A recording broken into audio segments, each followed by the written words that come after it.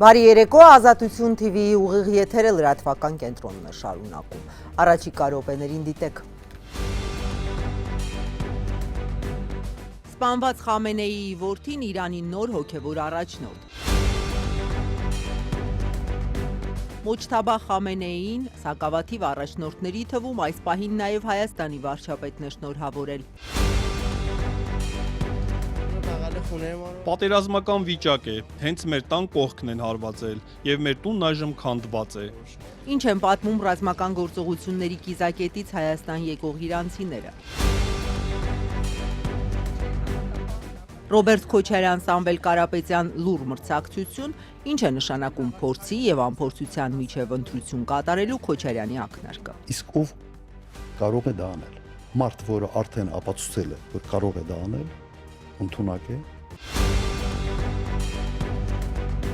Ինչու իշխող քաղաքացիական պայմանագիրը Վանաձորում անսպասելի մտքափոխվեց, խուսափելով համայնքի գործող ղեկավարին անվստահություն հայտնելու գործընթացից։ Մեկ տարի կալանավորված Էքրեմի Մամօղլուն կկանգնի դատարանի առաջ։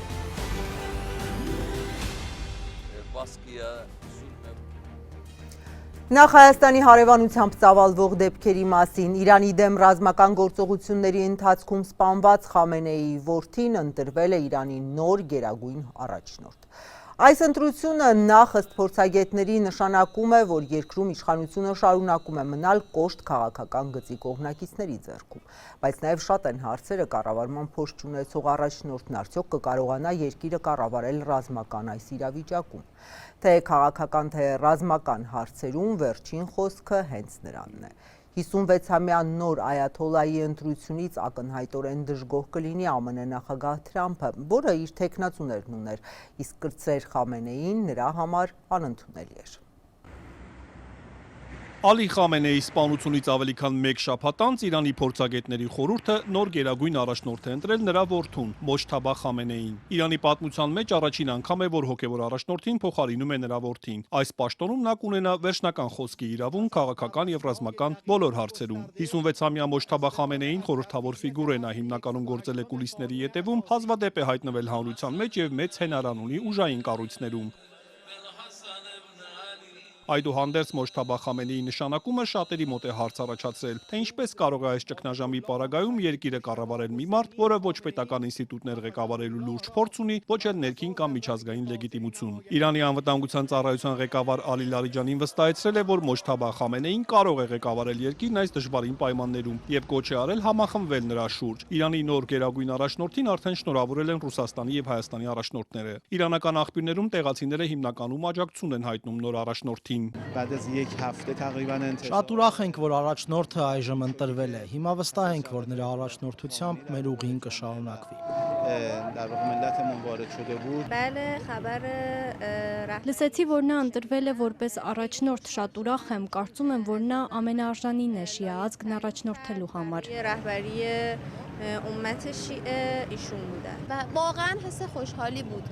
Մեծ երջանկություն է, իսկապես չգիտեինք սգալ մեր առաջնորդի կորուստը, թե ուրախանալ նոր ընտրությամբ։ Պարոն Մոջթաբան շատ նման է իր հորը։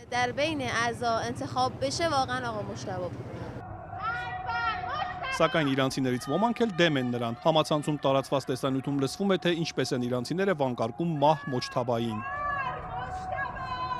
ԱՄՆ նախագահը նախկինում դեմ էր արտահայտվել նրա թեկնածությանը, ասելով, որ Իրանի նոր գերագույն առաջնորդը պետք է ընդունելի մարդ լինի Վաշինգտոնի համար, այլապես մեջբերում եմ երկար չի դիմանա։ Մոջթաբա Խամենեիի ընտրության մասին հայտնի դառնալուց կարճ անց Times of Israel-ին տված հարցազրույցում Դոնալդ Թրամփը հրաժարվել է ուղիղ մեկնաբանել, միայն ասել է՝ տեսնենք, թե ինչ կլինի։ Սակայն Fox News-ը հաղորդում է, թե Թրամփը դժգոհ է այս որոշումից։ ԱՄՆ նախագահը նաև ասել է, որ պատերազմը դադարեցնելու որոշումը կկայացվի Իսրայելի վարչապետի հետ համատեղ։ Իրանի արտգործնախարար Աբբաս Արաղչին սակայն մերժել է հրադադարի հնարավորությունը, շեշտելով, որ հակամարտությունը պետք է վերջնականապես ավարտվի։ Արտգործնախարարության խոսնակն էլ հայտարարել է, որ ԱՄՆ-ն եւ Իսրայելը ցանկանում են մասնատել Իրանը եւ ապօրինաբար տիրանալ երկրի նավթային պաշարներին։ Իսմայիլ Բաղային նաև ԱՄՆ-ին մեղադրել է բանակցությունները տորպեդահարելու համար։ ԱՄՆ պաշտպանության նախարարն էլ CBS-ին տված հարցազրույցում ասել է, որ ԱՄՆ-ն դեռ չի դիմել լուրջ գործողությունների Իրանի դեմ ռազմական արշավում իր նպատակներին հասնելու համար։ Փիթ Հեքսեթը պնդել է, թե ամեն ինչ նոր է սկսվում, իսկ ԱՄՆ-ն ավելի մեծ հնարավորություններ ունի, քան Իրանը եւ պատրաստ է պատերազմի պատերազմել այնքան, որքան անհրաժեշտ է հաջողության հասնելու համար։ But what I think some folks have been confused by is that Ոմանք կարծում են, թե մեր կամքը, հնարավորությունները կամ զինամթերքը կարող են սահմանափակ լինել։ Նրանք սխալվում են։ Իրանցիները սխալվում են եւ սխալ հաշվարկ են անում։ Մենք դեռ նոր ենք սկսել պատերազմը։ American capabilities and American munitions,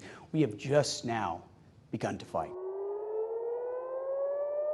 Իսլամական հեղափոխության պահապանների կորպուսը հայտարարել է, որ պատրաստ է հետևել Խամենեի հրամաններին։ Իրանի զինված ուժերն էլ հավատարմության երթում է տվել նրա առաջնորդին եւ արդեն նրա պաշտոնավարման ներքո առաջին հարվածներն է հասցրել Իսրայելին։ Իրանական պետական հեռարձակողը սոցցանցում հրթիռի լուսանկար է հրապարակել «Ծառայում ենք ձեզ» Սեյիդ Մոջթաբա գրությամբ։ Իրանը նաեւ շարունակել է հարվածները Պարսից ծոցի երկրներին, Քուվեյթում հարվածել են միջազգային օդանավակայանին եւ Ալ-Ադիր ավիաբազային, կան զոհեր։ Բահրեյնում էլ հարվածել են ջրի աղազրկման եւ երկրի ամենամեծ նավթավերամշակման գործարանին առնվազն 32 մարդ է վիրավորվել։ Թուրքիան հայտարարել է, որ ՆԱՏՕ-ի ուժերն իր օդային տարածքում իրանական երկրորդ բալիստիկ հրթիռն են խոցել։ ԱՄՆ-ն էլ իր քաղաքացիներին կոչ է արել լքել Թուրքիայի հարավ-արևելքը եւ Ադանայում ԱՄՆ հյուպատոսության աշխատակիցների մի մասին կոչ է արել դուրս գալ երկրից։ Իսրայելի բանակն էլ հայտարարել է, որ հարվածել է Իրանի կենտրոնական հարավային շրջաններին, նաև Թեհրանին եւ Սպահանին կան վիրավորներ։ Թիրախավորել են Իսլամական հեղափոխության պահապանների կորպուսին պատկանող բազաներ, հրամանատարական կենտրոն, այդ թվում ոստիկանության շտաբ։ Իրանի պաշտոնական տվյալներով պատերազմի հետևանքով վերջին 9 օրում զոհվել է ավելի քան 1255 մարդ, վիրավորվել 12000-ը։ Իսրայելում զոհերի թիվը դարձյալ պաշտոնական տվյալներով 13 է, վիրավորներինը մոտ 2000։ Իսրայելը նաև շարունակել է հարվածները Իրանի աջակցությունը վայելող Հեզբոլլայի օբյեկտներին Լիբանանի մի շարք շրջաններում, այդ թվում Բեյրութում։ Կան զոհեր եւ վիրավորներ։ Արևմուտքի կողմից ահաբեկչական ճանաչված Հեզբոլլան իր հերթին հայտարարել է, որ հարավում հարվածել է Իսրայելի բանակին։ Լիբանանում Իսրայելի գործողությունների հետևանքով առ այսօր զոհվել է 394 մարդ, այդ թվում 83 երեխա։ Վիրավորվել 1000-ից ավելի մարդ, այդ թվում 254 երեխա։ Պատերազմի հետևանքով տեղահանվել է կես միլիոնից ավելի մարդ։ 2 տարով հետաձգվել են մայիսին նախատեսված խորհրդարանական ընտրությունները։ Իրանում ծավալվող իրադարձությունների ֆոնին նավթի համաշխարհային գները 2022-ից ի վեր առաջին անգամ բարձրացել են 1 բարելի համար անցնելով $110։ Կտրուկ այս գնաճի պատճառը նախ եւ առաջ մտավախություններն են, որ նավթի մատակարարումների համար կենսական Հորմուզի նեղուցը Իրանը կարող է մոտ ապագայում չվերաբացել։ Ու հիմա գլխավոր հարցը այն է, ինչպես կզարգանան իրադարձությունները, որ այս գնաճը նաեւ մյուս ապրանքների թանկացման չհանգեցնի։ 1 բարելը ավելի քան $110։ Այս գնով նավթ համաշխարհային շուկայում վերջին անգամ վաճառվել էր 2022-ին, երբ Ռուսաստանը պատերազմ սկսեց Ուկրաինայի դեմ։ Երեգիշեր սակայն ռեկորդը կրկնվեց, երբ Իրանում սպանված Ալի Խամենեիի փոխարեն գերագույն առաջնորդ ընտրեցին նրա որդուն, ակնհայտ դարձնելով, որ Թեհրանը իր կոշտ քաղաքական կուրսը փոխելու մտադրություն չունի, չնայած Իսրայելի եւ Միացյալ Նահանգների հարվածներին։ Կրտսեր Խամենեիի ընտրությունից հետո մի քանի ժամվա ընթացքում ոչ միայն նավթի գները բարձրացան, այլև անկում սկսվեց ֆոնդային շուկաներում, ստիպելով աշխարհի 7 ամենամեծ տնտեսությունն ունեցող պետություններին արտահերթ նիստ հրավիրել։ Եթե արագ եւ արդյունավետ քայլեր չձեռնարկվեն, վառելիքն ու ապրանքները կթանկանան, ոչ միայն հակամարտության գոտում, այլև ողջ աշխարհում, պնդում են տնտեսագետները, փաստելով, որ վառելիքի տարանցման համար առանցքային նշանակություն ունեցող Հորմուզի նեղուցը շարունակում է փակ մնալ։ Աշխարհին մատակարարվող էներգիայի մեծ մասը նավթ, նավթամթերք, բնական գազ անցնում է Իրանի հարավում գտնվող Հորմուզի նեղուցով։ Նավթի դեպքում աշխարհին մատակարարվող վառելիքի մոտ 20%-ն է ամեն օր այստեղով հոսում։ Այս նեղ երակը դարձնելով կենսական համաշխարհային տնտեսության համար։ Իրանցիները ակնհայտորեն փորձում են թիրախավորել էներգետիկայի եւ նավթի հետ կապված ենթակառուցվածքները Միացյալ Նահանգներում սպասվող միջանկյալ ընտրությունների շեմին կտրուկ գնաճ առաջացնելու համար, բացատրում է էներգետիկայի գծով մասնագիտացած Կոփլեր ընկերության ավագ փորձագետ Նավիդ Դասը, հավելելով. փաստացի այս պահին իրանցիները Ամերիկայի հարվածները կանգնեցնելու միայն մեկ զենք ունեն՝ նավթի եւ էներգակիրների կտրուկ գնաճը։ Միացյալ Նահանգների նախագահը մինչդեռ 3 պնդել է. վառելիքի թանկացումը ժամանակավոր է եւ դա նվազագույնն է, որ ամերիկացիներից պահանջվում է շատ ավելիին հասնելու համար։ Նավթի գներն արագորեն կնվազեն, երբ Իրանի միջուկային սպառնալիքի ոչնչացումն ավարտվի, եւ սա շատ փոքր գին է Միացյալ Նահանգների եւ աշխարհի անվտանգության եւ խաղաղության դիմաց։ Հետևանքները մեղմելու համար ըստ Financial Times-ի համաշխարհային համախառն ներքին արդյունքի 50%-ից ավելին տնօրինող մեծ յոթնյակի երկրները՝ Միացյալ Նահանգները, Ֆրանսիան, Գերմանիան, Իտալիան, Ճապոնիան, Միացյալ Թագավորությունը եւ Կանադան այսօր երեկոյան հրատապ նիստ կանցկացնեն միջազգային էներգետիկ գործակալության հետ, որը ստեղծվել է հենց նման արտակարգ իրավիճակներում էներգետիկ ճգնաժամերից խուսափելու համար։ Ըստ լրատվամիջոցների ամերիկացի պաշտոնյաները գործընկերներին առաջարկում են միջազգային շուկա բաց թողնել 300-ից 400 միլիոն բարել, պահուստային ֆոնդի 25-ից 35%-ը։ Միջազգային էներգետիկ գործակալությունը նման քայլի վերջին տարիներին մեկ անգամ արդեն դիմել է Ուկրաինայի դեմ Ռուսաստանի պատերազմից հետո շուկա արտահանելով 240 միլիոն բարել նավթ, որի կեսը տրամադրել էր Միացյալ Նահանգները։ Նոր ներարկման ըստ Financial Times-ի համաձայն են մեծ յոթնյակից առնվազն 3-ը։ Մյուս կողմից, եթե անգամ մեծ յոթնյակն ու միջազգային էներգետիկ գործակալությունը համաձայնեն բացել ծորակները եւ շուկա բաց թողնել 400 միլիոն բարել, փորձագետների կարծիքով քիչ հավանական է, որ գնաճը կտրուկ կկարգավորվի, քանի դեռ ապագա մատակարարումների վերաբերյալ անորոշությունը պահպանվում է։ I think it's going to hit broadly. Կարծում եմ դա մեծապես կհարվածի թե տնային տնտեսություններին, թե արդյունաբերություններին, թե ավիաընկերություններին։ Չնայած մերձավոր արևելքից նավթի եւ նավթամթերքի մեծ մասը արտահանվում էր Ասիա կամ Չինաստան, բացասական հետևանքները կզգանք ավելի համընդհանուր միջազգային գների վրա։ We will see a more general impact on the prices. Մինչ այդ ասիական պետությունները եւ դրանցից անդին անցնում են արտակարգ միջոցառումների։ Հարավային Կորեայի նախագահը մասնավորապես այսօր հայտարարել է, որ իշխանությունները գրեթե 30 տարվա ընթացքում առաջին անգամ որոշել են վերահսկել շուկան, սահմանելով առավելագույն գին, որից բարձր նավթը շուկայում չի կարող վաճառվել։ Վիետնամը պլանավորում է վերացնել վառելիքի ներմուծման սակագինը, Բանգլադեշը էներգակիրների խնայողության համար փակել է համալսարանները։ Չինաստանն էլ խնդրել է վերամշակման գործարաններին դադարեցնել վառելիքի արտահանման նոր պայմանագրերի կնքումը եւ փորձել չեղարկել արդեն իսկ կնքված առաքումները։ Ի տարբերություն ցավակցական ուղերձի, վարչապետ Փաշինյանը Իրանի նոր գերագույն առաջնորդին շնորհավորելու հարցում ավելի արագ էր։ Այսօր նաև անվտանգության խորհրդի ևս մեկ նիստ է գումարվել երրորդը վերջին 9 օրվա ընթացքում, բայց ընդդիմությունը շարունակում է քննադատել Իրանի հարցում Փաշինյանի կառավարության քաղաքականությունը, ինչպես է արձագանքում իշխանությունը։ Համաշխարհային մի շարք առաջնորդների զգուշավոր լռության ֆոնին վարչապետ Նիկոլ Փաշինյանն առաջիններից էր, որ շնորհավորեց Իրանի նորընտիր գերագույն ղեկավարին, որի լեգիտիմությունը Միացյալ Նահանգները չի ճանաչում։ Նախագահ Թրամփը մինչև ընտրությունն էր զգուշացրել, որ սպանված Ալի Խամենեին չի կարող փոխարինել նրա որդին։ Իսկ Իսրայելը սպառնացել է թիրախավորել նաև Մոջթաբա Խամենեին։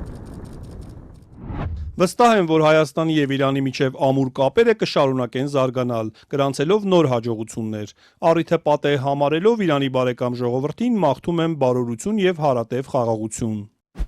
Այսօր ավելի վաղ էլ Նիկոլ Փաշինյանը հերթական պատերազմի մեկնարկից ի վեր անվտանգության խորհրդի արդեն երրորդ նիստներ գումարել, կրկին հրավիրված պաշտոնյաների մասնակցությամբ։ Պաշտոնական հաղորդագրությունում առանց մանրամասների միայն նշվում է, որ քննարկվել է իրավիճակը տարածաշրջանում, վարչապետին զեկուցվել է տրված հանձնարարականների կատարման ընթացքը։ Արձագանքելով քննադատությանը, թե տարածաշրջանը եռում է, իսկ ինքը քարոզարշավի է գնում մարզեր, Նիկոլ Փաշինյանն ասել էր, որ դեռ 1.5 տարի առաջ է աշխատանքային խումբ ձևավորվել անվտանգության խորհրդի համակարգմամբ։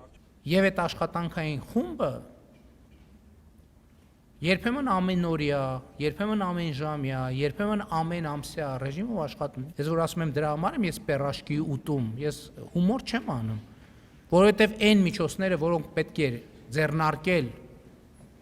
այս իրադրության հետ կապված, մենք վաղուց ձեռնարկել ենք։ Գոյաբանական սպառնալիք է։ Բայց այս բացատրությունը դեռ չի բավարարել ընդդիմությանը։ Երկրորդ նախագահ Ռոբերտ Քոչարյանը իր դաշինքի պատգամավորների հետ զրույցում Փաշինյանին մեղադրել է Հայաստանի սահմանին առաջացած գոյաբանական սպառնալիքին համարժեք չարձագանքելու համար։ Ոչ թե մի թեթև անկայունության կամ ինչ-որ սահմանում կարող է ինչ-որ խմորումներ լինեն եւ այլն։ Լրջագույն խնդրեմ է։ Լուծումը նայեք, տվյալ դեպքում Իրանի հետ առաջինը եւ նախաձեռնել եւ փորձել քայլել ձեռնարկել ոչ թե պիրաժկի ուտելով, այլ անել ամեն ինչ, նաեւ որպես հարևան երկիր, պատերազմը օր առաջ կանգնեցնելու ուղղությամբ։ Ինչ է արվում։ Փորձել են ինչ-որ զանգել, ինչ-որ կապվել, առաջարկներ տալ։ Մենք հարևան երկիր ենք։ Մենք պետք է մի դիրքորոշում որդեգրենք, թե չէ։ Մենք պետք է փորձենք նաև եվրոպացիների հետ, Միացյալ Նահանգների հետ մեր ձայնը լսեցնել տալ եւ ասել ստոպ։ Էս ուր եք տանում։ Ռոբերտ Քոչարյանը բերում էր Քուվեյթի, Կատարի օրինակները, թե ինչպես է պետք ջանքեր գործադրել։ Կառավարող քաղաքացիական պայմանագրի падգամավոր Արման Եղոյանը տարակուսանքով է պատասխանել։ Ուրեմն հանդիպում են մի անգամ Հայաստանը, Քաթարն ու Քուվեյթը։ Դե զրուցում են դեսից դենից, խոսքը հասնում է Իրանում պատերազմին։ Հայաստանն ասում է՝ Քաթար ու Քուվեյթ, ես ձեզնից տարածքով մեծ եմ։ Հեսա եվրոպացիների ու ԱՄՆ-ի հետ իմ ձայնը լսեցնել կտամ ու կասեմ ստոպ, էս ուր եք տանում։ Քաթարն ու Քուվեյթը շվարած իրար են նայում ու զանգում Բահրեյնին, որ պատմեն այս խոսակցությունը։ Վերջ, վերևից 3 խնձոր չի ընկնելու, որովհետև սա հեքիաթ չէր, ոչ էլ անեկդոտ, այլ իրական առաջարկ Հայաստանը 10 տարի ղեկավարած մարդուց։ Ռոբերտ Քոչարյանը նաև պնդում էր, որ եթե Թրամփի ուղին արդեն գործեր, ապա դառնալու էր Իրանի դեմ օջախ։ Չեմ տեսնում Միացյալ Նահանգների տնտեսական շահերը այստեղ։ Եվ հիմնական, այսպես հետաքրքրությունը դա Իրանի սահմանն է։ Քանի ռազմաբազա կա, որոնք պարզվեց, որ ուղղված էին հենց Իրանի դեմ։ Քուվեյթ, Էմիրություններ, Բահրեյն, Կատար։ Ես չեմ կասկածում, որ տրիպի 74%-ի այս հարաբերակցությունը նշանակում էր, որ բավական լուրջ նաև հետախուզական կենտրոն էր դառնալու Իրանի դեմ աշխատելու ուղղությամբ։ Քաղաքացիական պայմանագրից մեկ այլ падգամավոր Վահագն Ալեքսանյանը դեռ պատերազմի մեկնարկին էր հակադարձել երկրորդ նախագահին, երբ քննադատություն էր հնչում, թե Երևանը 3 օր ուշացումով է ցավակցել Թեհրանին։ Սրանից մի տարի առաջ էր, եթե չեմ սխալվում, որ Ռոբերտ Քոչարյանը պնդում էր, որ Հայաստանի Հանրապետությունը պետք է Իրանի հետ ռազմական դաշինք կապի որպես այդպիսին։ Հիմա այդ հարցը վերաձևափոխվել է, թե ինչի Հայաստանի Հանրապետության կառավարությունը չի ցավակցում։ Ամբողջ աշխարհը տենց պատկերացրեք, էլի ամերիկյան ավիակիրները ծովում կանգնած սպասում են Հայաստանի Հանրապետության իշխանությունը հենց դատապարտի, Հայաստանի Հանրապետության իշխանությունը հենց մի բան ասի, միանգամից պատտվելու են հետ գա։ Իդեպ չնայած Նախիջևանին հասցված օդային հարվածների պատճառով Թեհրան-Բաքու լարվածությանը Ադրբեջանի նախագահ Իլհամ Ալիևը եւս այսօր շնորհավորել է Իրանի գերագույն նոր առաջնորդին, նաեւ այցելել Իրանի դեսպանատուն ու ցավակցել Ալի Խամենեիի եւ խաղաղ բնակիչների զոհվելու կապակցությամբ։ Մոջտաբա Խամենեին շնորհավորել է նաեւ Ռուսաստանի նախագահը։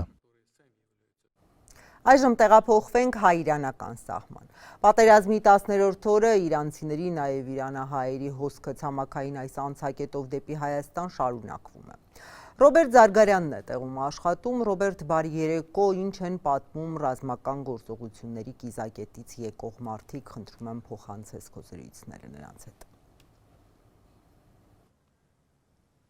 Բարի երեկո Աստիկ, այո, քաղաքացիների հոսքը դեպի Հայաստան շարունակվում է, ամեն 15-20 րոպեն մեկ մի խումբ է սահմանն անցնում, նրանց մեծամասնությունը տեսախցիկների առջև երևալ չի ցանկանում, դա պատճառաբանում են անվտանգության նկատառումներից,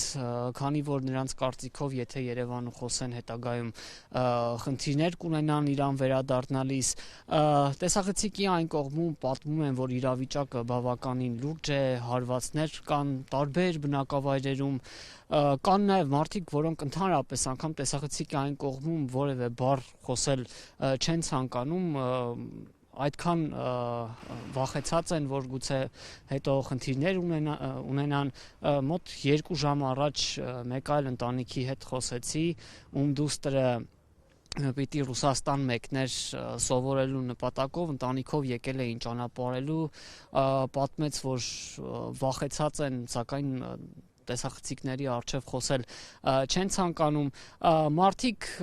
հիմնականում բոլորն էլ նույնն են պատմում, այն մարդիկ հատկապես, որոնք տեսախցիկի առաջ ցանկանում են խոսել, որ ցանկանում են այս իրավիճակը շուտ հանգուցալուծվի եւ լուծումը տեսնում են իշխանության հերացմամբ կամ առնվազն ներկայիս ռետորաբանության փոփոխությամբ, թուլացմամբ, թե ինչ են պատմում առավել համարձակները տեսախցիկի առաջ առաջարկում եմ հիմա դիտել։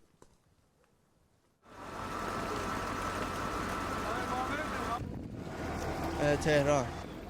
How is the situation? Ինչ վիճակ է այնտեղ։ جنگی والا بغل خونه ما رو Պատերազմական վիճակ է, հենց մեր տան կողքն են հարվածել, եւ մեր տունն այժմ քանդված է։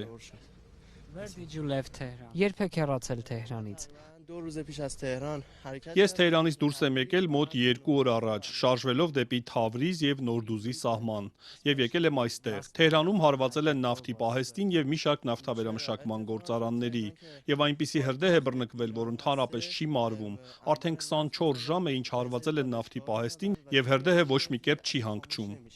اون آتیش الان 24 ساعته که انبار نفت رو زدن خاموش نمیشه هیچ جوره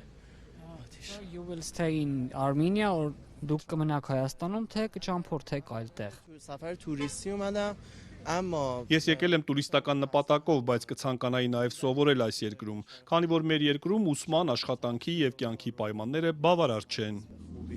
دقیقاً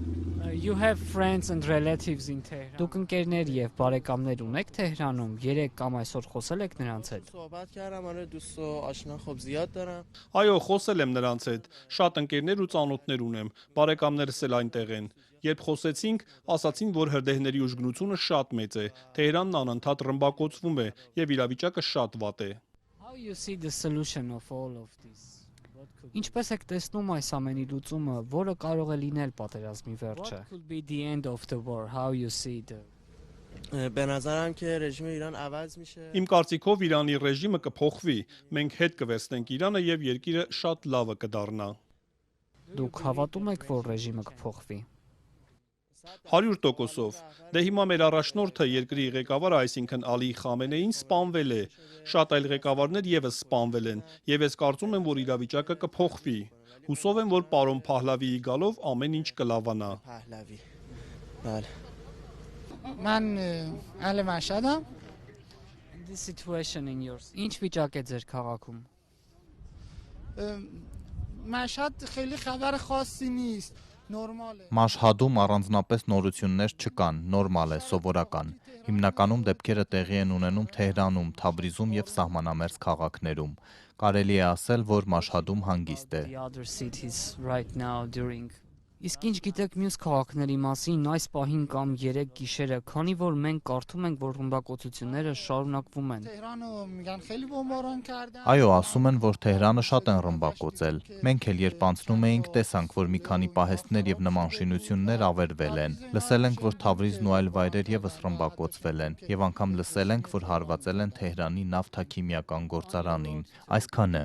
What did you see? Իսկ սահման տանող ճանապարհին ինչ եք տեսել? Արդյոք անվտանգ է։ چند تا سوله رو بمباران کرده بودن Ես գնացքով եմ գնացել Թեհրան, այնտեղ տեսանք մի քանի ավերված ռմբակոծված պահեստներ։ بمباران کرده بودن مثلا چند تا سوله خراب دیدیم که بمباران شده بود Are you planning պատրաստվում եք մնալ Հայաստանում, թե այլտեղ եք մեկնելու։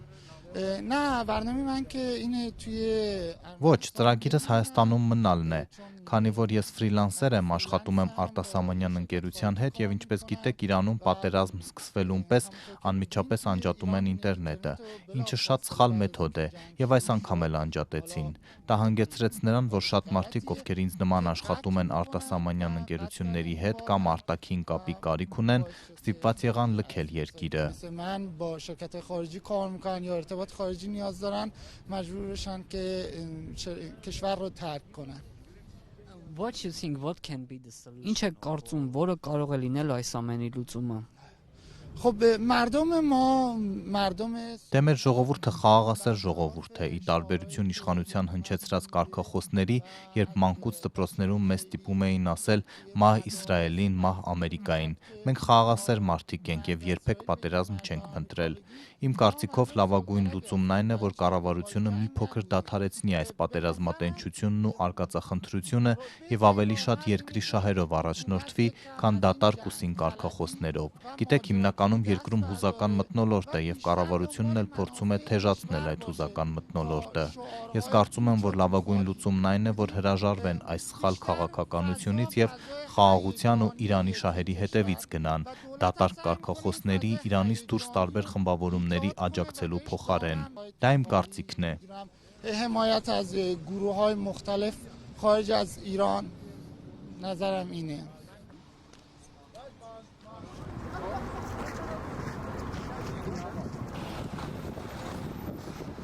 تو شمال کشور هنوز Ես Մազանդարան նահանգի Սարի քաղաքից եմ։ Երկրի հյուսիսում բարեբախտաբար դեռ ռումբեր կամ հրթիռներ չեն ընկել, բայց ամբողջ երկիրը զբաղված է հրթիռներով եւ այս իրադարձություններով, որոնք հիմա կատարվում են։ Ունեք ընկերներ, բարեկամներ Թեհրանում կամ այլ խոշոր քաղաքներում, նրանք ինչ են ձեզ պատմում։ زیاد دارم اونا همشون اومدن Այո, ես շատ ընկերներ ունեմ։ Նրանք բոլորը վերադարձել են իրենց քաղաք, Սարի, որովհետև ինչպես արդեն ասացի, Սարիում դեռ հրթիռներ չեն ընկել։ Երկրի հյուսիսը մի փոքր ավելի ապահով է։ Դրա համար էլ նրանք բոլորը հենց առաջին օրվանից վերադարձել են իրենց տները։ Լուծում ես առայժմ չեմ տեսնում։ Կարծում եմ հարցը փակուղի է մտել եւ շատ հնարավոր է, որ այս իրավիճակը շարունակվի։ Այս ամբողջ լարվածությունն ազդում է մարդկանց առօրյա կյանքի վրա եւ ցավոք այս խնդիրները կշարունակվեն։ Չգիտեմ սա մինչեւ ուր կարող է հասնել։ حالا نمیدونم به کجا ممکنه ختم بشه Ռոբերտ, մի հարցել ունեմ, այդտեղ տեսել ես պաշտոնյաների, հարցս իրանցիներին առաջարկվող աջակցության մասին է։ Հայաստանը իհարկե չի հայտարարել փախստականներ ընդունելու մասին, բայց որևէ ձևով աջակցելու նախաձեռնություն ցուցաբերվում է, ասենք զուտ տեղեկատվական։ Աստղիկ ոչ, արդեն մենք մի 6 օր է այստեղ աշխատում ենք, սակայն ես պետական որևէ մասնակցություն տեղում չեմ տեսել, անգամ չգիտեմ, նույնիսկ ուղղորդող համայնքապետարանի աշխատակից կամ մարզպետարանից կամ որևէ այլ պետական կառույցից, որ տեղում լինի, որ ամենապարզ հարցերում գոնե կարողանան օգնել։ Օրինակ, ամենաառաջինը, երբ սահմանը անցնում են, իրանցիները մեկ խնդիր պետք է լուծեն, ինչպես Երևան հասնել, միակ տարբերակը տաքսիներն են, որոնց առաջարկած սակագները երբեմն նրանց չեն գոհացնում, չունեն այդքան գումար, որպեսզի Երևան հասնեն։ Ճիշտ է, արդարության համար ասեմ, որ պատկերը նույնը չէ, ինչ անցած տարի էր, երբ հունիսին տաքսիների գները աստղաբաշխական էին, 100,000-ից ավելի գումար էին պահանջում Երևան հասցնելու համար։ Այստեղ նման պատկեր չի կրկնվում, սակայն նույնպես շատերի համար առաջարկվող սակագները մատչելի չեն, ոչ մի հարցով օգնություն նրանց տեղում չի ցուցաբերվում, ոչ տրանսպորտային փոխադրումներ են առաջարկում, ոչ որևէ այլ աջակցություն։ Տեղում ես միայն տեսել եմ միավորված ազգերի կազմակերպության մարդասիրական գործակալության մեքենաները, որոնք պարբերաբար գնում գալիս են, դա էլ ոչ ամենօրյա ռեժիմով, նաև պարեկային ծառայության ավտոմեքենաներն են տեղում շրջում գնում գալիս, նրանք էլ մշտապես այնտեղ չեն, պարզապես իրենց սովորական շրջայցին են դուրս գալիս եւ դարձյալ հեռանում տարածքից։ Աստղիկ Շնորհակալություն, հիշեցնեմ իմ գործընկեր Ռոբերտ Զարգարյանը Սյունիքում հայ-իրանական սահմանին է աշխատում։ Կառավարությունը հայտարարեց, թե 250,000 դրամի փոխհատուցումներ կտրամադրի ռազմական գործողությունների հետևանքով Հայաստան վերադառնալ չկարողացող մարդկանց։ Մեր զրուցակիցները Սինգապուրից եւ Թայլանդից օրերով չեն կարողանում վերադառնալ։ Լսել են կառավարության հայտարարությունը, այդ գումարը ասում են չնչին է, կա կեցություն, հյուրանոց եւ տոմս գնելն է անհնար եւ այլն, այնիշ տեղեկանում են այլ կառավարությունները չարթերային թռիչքներ են կազմակերպում իրենց քաղաքացիների համար։ Այստեղից գնում ենք Չինաստան, չեմ հիշում քաղաքի անունը, այդ քաղաքից գնում ենք ուրիշ քաղաք, Այնտեղից գնում ենք Ալմատի, Ալմատիից Շիմկենտ, Շիմկենտից Թբիլիսի, Թբիլիսիից Երևան։ Ամենաէժան ու ամենահարմար տոմսը էդ ա եղել, որ մենք կարողացել ենք գտնել։ Այսպես մի կերպ 4 օրում Անի Ապիցարյանը վերջապես տուն կհասնի։ Նա ընդամենը ծննդյան տոնն էր որոշել Ինդոնեզիայում նշել։ Վերադարձի ճանապարհը Սինգապուրով էր ու հենց այստեղ էլ լռվեց արդեն 10 օր։ Մենք այդ ընթացքում գրել ենք արտաքին գործերի նախարարություն, Խոսնակին ու մեկ է հյուպատոսարան, բայց արձագանք չենք ունեցել։ Երեք մեզ նոր Սինգապուրի հայկական դեսպանատնից նոր զանգել են։ Անին պատմում է Հայաստանի կառավարությունից հույսը կտրեց այն ժամանակ, երբ լսեց արտգործնախարարի խոսքը Շրի Լանկայում անզուսպ հանգստացող մեկի մասին։ Սկզբնականում նաև ոնց որ Հայաստանի վրա այդքան հույս չդրեցի, որովհետև լսեցի Արադ Միրզոյանի խոսքը, երբ որ ինքը ասում է, որ եթե մարդիկ կարող են գնան Շրի Լանկայում լողազգեստով նկար գցեն, ուրեմն կարան հետ գան տուն։ Չգիտեմ, իմ համար դա աբսուրդ էր, երբ որ ես կարդում եմ, որ չգիտեմ, Վրաստանից չարտեղային թռիչքներ են անում այդ ժամանակ, Նեդերլանդը անում է, Կազախստանը անում է, Բալկանները անում են, ու դու այդ բան մտածում ես, որ Հայաստանը ինչ-որ ձևով քեզ կօգնի, բայց ոչ մի պատասխան։ Մի մարդ, որը մի ամիսը համարյա Շրի Լանկայում ինչքան հնարավոր է լողազգեստով նկար է գցել, նշանակում է վճարունակ է, չէ՞, տոմս կարա առնի եւ բան անի։ Ես իմ ինչ տեղեր չեմ մնացել կամ չգիտեմ ինչեր չեմ արել, ուղղակի ճամփորդել եմ, որին վրա նստել է ամսական այնքան գումար, ինչքան որ ես Հայաստանում եմ ծախսում, տոմսերը չհաշված։ Ծախսերը ընդհանրապես չի եղել, նաեւ երկրները ոնց որ իրանք թանկ չեն, չգիտեմ ինչի են մարդիկ տենց արտահայտվում։ Խորհրդարանական հարց ու պատասխանի ժամանակ ԿՊԱ-կան падգամավորներից Ջուլիետա Ազարյանն էր դիմել արտգործնախարարին։ Ահա զանգեր կան, թե կառավարությունը ոչինչ չի անում Մերձավոր Արևելքում ստեղծված պատերազմական վիճակի ու չեղարկված թռիչքների պատճառով տարբեր երկրներում մնացած հայերին տուն բերելու համար։ Մենք կազմակերպել ենք եւ կազմակերպում ենք մեր քաղաքացիների տեղափոխումը Միացյալ Արաբական Էմիրություններից դեպի Օման, որտեղ նաեւ կազմակերպում ենք, որտեղից արդեն թռիչքները Մասկատից Երևան։ Որ երկրում քանի հոգի է մնացել, ինչպես են Էմիրություններից Օման անվճար ավտոբուսով տեղափոխում հայերին, ինչպես են թռիչքի թույլտվություն տվել։ Արարատ Միրզոյանն այնքան մանրամասն ու հոգատարությամբ ներկայացրեց, որ падգամավորը համոզվեց, կառավարությունը հոգում է չեղարկված թռիչքների պատճառով դրսում մնացած հայաստանցիների բոլոր հոգսերը, ավիատոմս, հյուրանոցն ու սնունդը ներառյալ։ Մի քիչ արդար չի նաև պահանջը կառավարության նկատմամբ նաև այդ տոմսը առնել նաև է։ Իրանում պայթած պատերազմի սկզբից ի վեր կառավարությունն ապահովել է հանգստի մեկնած ու փաստի առաջ կանգնած քաղաքացիների տեղափոխությունը ավտոբուսով մինչև Օման։ Այնտեղից Երևան թռիչքի համար մարդիկ 1000 ու ավելի եվրո են վճարել Fly One ավիաընկերությանը, որ իշխանական падգամավոր Խաչատուր Սուքիասյանի ընտանիքին է պատկանում։ Նույն ավիաընկերությունը Հնդկաստանի Գոա քաղաքից Երևան տեղափոխեց այդ երկրում մնացած զբոսաշրջիկներին յուրաքանչյուրը 400,000 դրամով։ Եվ միայն համացանցում թափ առնող քննադատությունից հետո արտգործնախարարությունը մի կողմ դրեց Շրի Լանկայից լողազգեստով նկարներ տարածող անհոգ զբոսաշրջիկի թեզն ու հայտարարեց. կառավարությունը մինչև 250,000 դրամով կփոխհատուցի այն հայաստանցիներին, որոնց տարանցիկ չվերթները չեղարկվել են պատերազմի պատճառով, ու նրանք նոր տոմսեր են գնել Հայաստան հասնելու համար։ Տարբեր ուղիներով մի կերպ տուն հասածները դեռ չգիտեն փոխհատուցման կարգը։ Արտգործնախարարությունից ասացին, մեխանիզմների մշակումը ընթացքում է։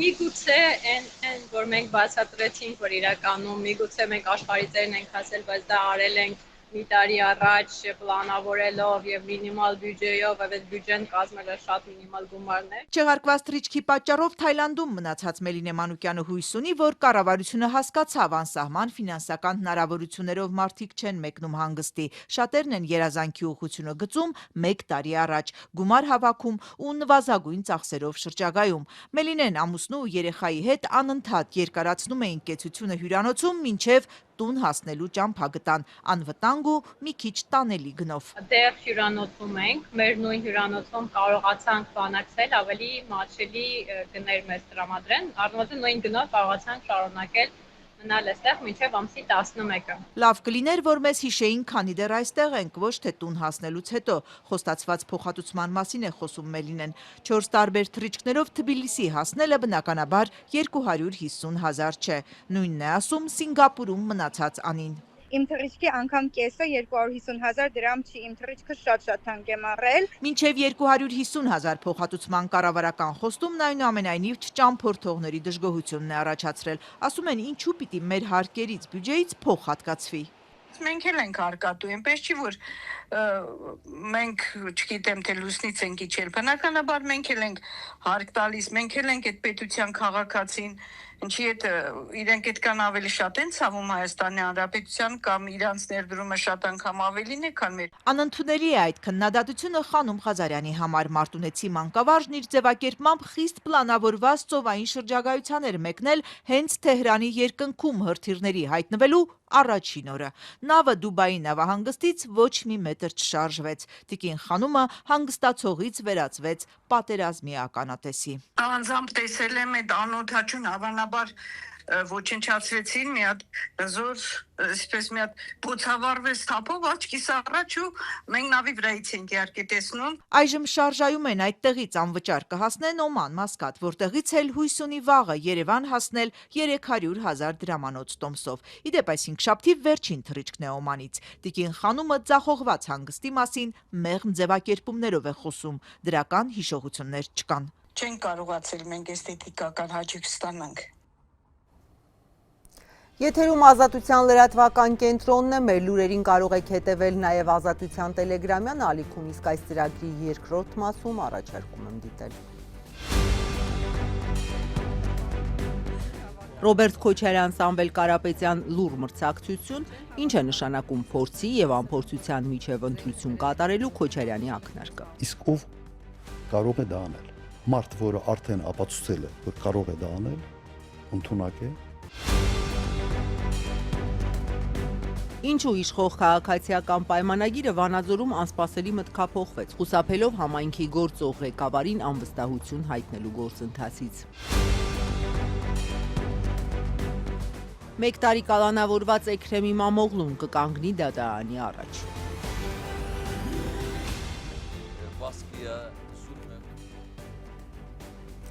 Խորհրդարանական ընտրություններից 3 ամիս առաջ ընդդիմադիրները ոչ միայն իշխանության առաջ-չարածներն են մատնացույց անում, այլ ընտրողներին կոչ են անում կենտրոնանալ հենց ընդդիմադիր դաշտի խաղացողների վրա։ Առանց անուններ տալու նախկին նախագահ Ռոբերտ Քոչարյանը նախօրեին խոսեց քաղաքականության մեջ անփորձների եւ փորձառուների մասին։ Քարն ակնհայտորեն նետվեց միլիարդատեր Սամվել Կարապետյանի բոստանը։ Եվ հիմնական հարցը, իսկ ով կարող է դա անել։ Երկրորդ նախագահ Ռոբերտ Քոչարյանը ըստ էության առաջարկում է ընդդիմության շարքերից ընտրություն կատարել նախընտրական լավ ծրագրեր ներկայացնող, բայց դեռևս քաղաքականության մեջ իրեն չդրսևորած ուժի եւ իր երկրի կառավարման 10-ամյա փորձով գործչի միջև։ Առանց անուններ տալու երկրորդ նախագահը ակնհայտորեն համատություն էր անցկացնում իր եւ քաղաքականության մեջ անփորձ ու առաջին քայլերն անող միլիարդատեր գործարար Սամվել Կարապետյանի միջև։ Մարդ, որը արդեն ապացուցել է, որ կարող է դա անել, ընդունակ է, քաղաքական թիմ, որը ապացուցել է, որ պայքարող է, թե լրիվ նոր մարդիկ, որոնք այդ ցանկությունը ունեն, բայց դեռ չունեն փորձ եւ դեռ որևէ պրակտիկ տեսանկյունից քաղաքական պայքարի մեջ չեն դրսևորվել։ Քոչարյանը թեև դեռ պաշտոնապես չի հայտարարել, թե ով է իրենց վարչապետի տեխնացուն, սակայն շաբաթ օրը հրապարակված փոդքասթից ակնհայտ է դառնում, որ հենց ինքն էլ առաջնորդելու է Հայաստան դաշինքը առաջիկա ընտրություններում։ Ինչպես երկրորդ նախագահն էր պնդում, կարող է եւս մեկ անգամ երկիրը դուրս բերել ճգնաժամային վիճակից, ինչպես որ դա արեց 90-ականների վերջին եւ 2000-ականների սկզբին։ Հիմա մենք պետք է դիրքավորենք մեզ որպես մի քաղաքական ուժի եւ ես ինքս որպես մի առաջնորդ, որը ընդունակ է, արել է մի երկու անգամ, ճգնաժամային իրավիճակում բավական լուրջ հաջողությունների հասել է եւ կարող է դա անել երրորդ անգամ։ Սա մեր մեսեջը պետք է լինի մեր ընտրողների։ Թիմակիցների հետ քննարկման ընթացքում Ռոբերտ Քոչարյանը ընդունեց 2021-ի ընտրություններից հետո իր իսկ ձևակերպմամբ ինչ-որ չափով մաշեցրել են իրենց, բայց եւ պնդեց անցած 5 տարիների ընթացքում իրենց հաջողվել է նաեւ մաշեցնել Նիկոլ Փաշինյանի իշխանությանը, այդ կերպ տեղ բացելով նոր ուժերի համար։ Համարենք, որ մենք, այսպես ասենք, մեր փողոցային պայքարը, մեր այս ջանքերը հիմա լավ հնարավորություն է ստեղծել իշխանափոխության։ Որոշ չափով մեր մաշեցման գնով։ Ամերիկյան միջազգային հանրապետական ինստիտուտը IRI-ը նախորդ շաբաթվա վերջին հրապարակեց փետրվարին անցկացված հարցումների արդյունքները, համաձայն որոնց եթե խորհրդարանական ընտրությունները նշանակված լինեին հաջորդ կիրակի, Նիկոլ Փաշինյանի քաղաքացիական պայմանագրի օգտին կքվեարկեր ընտրողների 24%-ը, միլիարդատեր գործարար Սամվել Կարապետյանի օգտին 9%-ը։ Ըստ այս հարցումների Ռոբերտ Քոչարյանի Հայաստան դաշինքը կստանար 3%, ըստ էության դուրս մնալով խորհրդարանից։ Դաշինքով ընտրություններին մասնակցելու դեպքում Քոչարյանի ուժը պետք է ավելի քան 8% ձայն հավաքի։ Այն, որ երկրորդ նախագահի առաջնորդած ուժը չի լինելու հաջորդ խորհրդարանում, IRI-ի հարցումների հրապարակումից օրեր առաջ պնդել էր վարչապետ Նիկոլ Փաշինյանը, հղում անելով իրենց աշխատանքային հարցումներին։ Ձեր կեսի չափով մի հատ ուրիշ խմբակցություն ալնելու, մեկ էլ այնտեղ բանով։ Երրորդ ուժն է,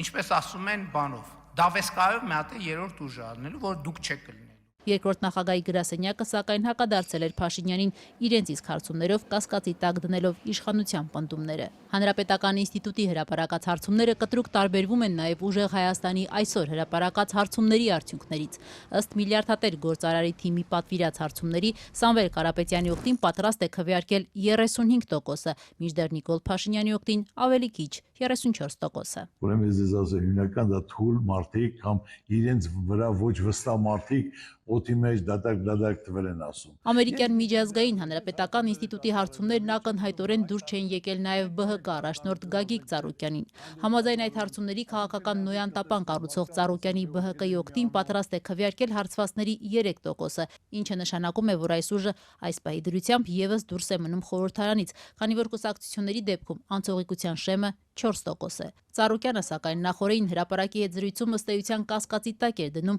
IRI-ի հարցումները, պնդելով, որ տեղյակ են եղել դրանցից, ավելին դրանք պետք է ավելի շուտ հրապարակվեին։ Այդ հարցման պատասխաններն էլ գիտենք, որ պետք է դա լիներ։ Ասենք թե 20 օր առաջ, որ այդ թվերն էլ մենք գիտենք, դա մեզ պետք չի, կարևորը մենք գիտենք մեր աշխատանքի արդյունքը, ժողովրդի վստահությունը, նորից եմ ասում այսօր ժողովուրդը լիարժեք միամիտ մարդ չկա, բոլորն էլ գիտակցում են, բոլորը ինձնից էլ քեզնից էլ շատ գիտեն, ով ինչ կարանի, ինչի անտունակ եւ ինչ է արել։ Ընտրություններին մասնակցելու հայտ ներկայացրած եւ քաղաքական նոյան տապան կառուցող ԲՀԿ առաջնորդը առայժմ չի հրապարակել, թե ով է լինելու իր ուժի վարչապետի թեկնածուն, միայն վստահեցրել է, թե ինքն այդ պաշտոնին չի հավակնում։ Իդեպ քննադատության ենթարկելով վարչապետ Նիկոլ Փաշինյանի արտաքին քաղաքականությունը Ծառուկյանը պնդում էր իրենց իշխանության գալու դեպքում Հայաստանում երաշխավորված խաղաղություն է լինելու, իսկ այն ինչ առաջարկում է Փաշինյանը, ամենևին խաղաղություն չէ։ Այսօր խաղաղություն չկա, ինչ խաղաղության մասին է խոսքը։ Ինչ ասում են պետք է կատարենք, ինչ թելադրում են պետք է կատարենք, 300,000 պետք է ադրբեջանցի գա Հայաստանում բնակվի, իսկ մեր փախստական ժողովրդը տները թողած, նրանք իրավունք չունեն։ Սա խաղաղություն է։ Եթե մեկը կասի այո, ասեմ հալալակ է։ Իդեպ ամերիկյան միջազգային հանրապետական ինստիտուտի հարցումների համաձայն քաղաքացիների 30%-ը ընտրություններից 3 ամիս առաջ դեռ մնում է չկողմնորոշված, դժվարանալով պատասխանել հարցին, թե ում օգտին կքվեարկեն առաջիկա ընտրություններում։ Հենց այս չկողմնորոշված ընտրազանգվածի դիրքորոշումն էլ էական ազդեցություն կունենա ընտրությունների վերջնական արդյունքների վրա։ Հիմա հասկանանք, թե ինչ կատարվեց Վանաձորում։ Քաղաքացիական պայմանագիրը փոխեց դիրքորոշումը, երբ պարզվեց, որ բյուջեի կատարողականին նրանց վերաբերմունքը ուղիղ նշանակում է Վանաձորի գործող քաղաքապետին, ղեկավարին ավելի ճիշտ անվստահություն հայտնելու գործընթաց սկսել։ Մտահոգությունները մի ժամվա մեջ հոդս ցնդեցին, քվեարկությունը փոխվեց, վարչապետ Փաշինյանի նշանակած ժամանակավոր պաշտոնակատարն էլ շարունակեց կառավարել քաղաքը։ Վանաձորի ավականու քաղաքացիական պայմանագիր խմբակցությունն այսօր ավականու նիստի ընթացքում փոխեց իր դիրքորոշումը, փաստացի կանխելով համայնքի գործող ղեկավարին անվստահություն հայտնելու գործընթացը։ Խմբակցությունն սկզբում ամբողջ կազմով ձեռնպահ քվեարկեց նախորդ տարվա բյուջեի տարեկան կատարողականի հաշվետվությանը։ Նրանք հայտարարեցին, որ ծախսերի հաշվետվության մեջ բավականին շատ խնդրահարույց հարցեր են տեսել, չնայած նախատեսվել, բայց այդպես էլ չկատարված են մնացել բազմաթիվ ծրագրեր, փոսալցումից մինչև թափառող շների ստեղծում, ասաց քաղաքացիական պայմանագրի անդամ Լուսինե Թաթևոսյանը, նշեց, թե այդ չկատարված ծախսերն ու քաղաքապետարանին ուղղված իրենց անպատասխան հարցերը հավելյալ ուսումնասիրության կարիք ունեն։ Ծրագրերի կատարողականները ես դիտարկում ենք, բավականին շատ շինարարություններ կան, գրեթե բոլորը, որոնք կամ չեղարկվել են, կամ տեղափոխվել են հաջորդ տարի, կամ տեղափոխվել են դեռ նկատառման փոխվել, ինչը մանրամասն ուսումնասիրման կարիք ունի։ 2025-ի տարեկան բյուջեի հաշվետվությունը չընդունվեց։ Քվեարկությունից անմիջապես հետո պարզվեց, որ սա ընկալվում է որպես աշխատակազմի եւ գործող ղեկավար Արկադի Փելեշյանի նկատմամբ անվստահություն եւ կարող է հանգեցնել դեռ 4 տարի առաջ վարչապետի նշանակած համայնքի ղեկավարի պաշտոնակատարի նկատմամբ անվստահության գործընթացի։ Այս քվեարկությամբ դրվում է համայնքի ղեկավարի նշանակած։ Ես ասեմ, դա չեմ ասում, դա քաղաքական դիրքորոշում է ձեր կողմից, բանաձորի քաղաքապետարանի աշխատանքի։ Ընդմիջում հայտարարվեց ԿՊ-ն առանձնացավ քննարկման։ Խմբակցության ղեկավար Արմեն Հարությունյանն Ազատությանն ասաց, որ անվստահության խնդիր չեն դրել եւ նման առաջարկ նիստից առաջ չի քննարկվել։ Դուք չեք գնում անվստահության, ճիշտ եմ հասկանում։ Անվստահություն չեք նախատեսել։ Այսինքն վստահում եք։ Ամեն ինչ ճանապարհ անվստահության մասին խոսք չկա։ 30 րոպե, ապա եւս 10 րոպե ընդմիջումից հետո քաղաքացիական պայմանագիրը խնդրեց հարցը կրկին դնել քվեարկության։ Արդյունքում ԿՊ-ի նախկինում ձեռնպահ քվեարկած 9 անդամներից 5-ը փոխեց դիրքորոշումն ու այս անգամ կողմ քվեարկեց նախորդ տարվա բյուջեի կատարողականի հաշվետվությանը։ Այս դեպքում արդեն անվստահություն հայտնելու հնարավորությունը վերացավ։ 10 կողմ, 2 դեմ, մնացածը ձեռնպահ։ Հստակ է արդեն։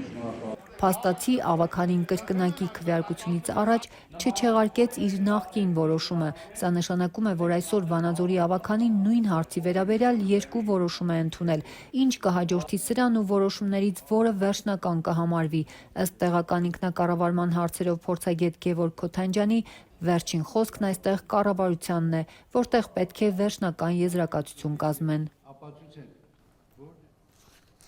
Մեկ լուրել միջազգային լրահոսից Ստամբուլի կալանավորված քաղաքապետ Էքրեմ Իմամօղլուն այսօր կկանգնի դատարանի առաջ, նա անցնում է լայնածավալ կոռուպցիոն գործով, որը կարող է խափանել նախագահ Էրդողանի գլխավոր մրցակցի Թուրքիայի հաջորդ ընտրություններում թեկնածու դառնալու հավանականությունը։ Գրեթե 1 տարի կալանավորված 55-ամյա Իմամօղլուն հիմնական կասկածյալն է ավելի քան 400 մեղադրյալների թվում, որոնք կապվում են Ստամբուլի քաղաքապետարանի հետ եւ մեղադրվում կոռուպցիայի եւ կաշառակերության մեջ։ Նա եւ երկրի գլխավոր ընդդիմադիր ժողովրդական հանրապետական կուսակցությունը հերքում են մեղադրանքները։ Սրանք էին այս թողարկման թեմաները, ես ձեզ հրաժեշտ եմ տալիս, ազատություն.am կայքում լրահոսը թարմացվում է, սոցցանցերի մեր էջերում նույնպես, հետևեք, հաջողություն։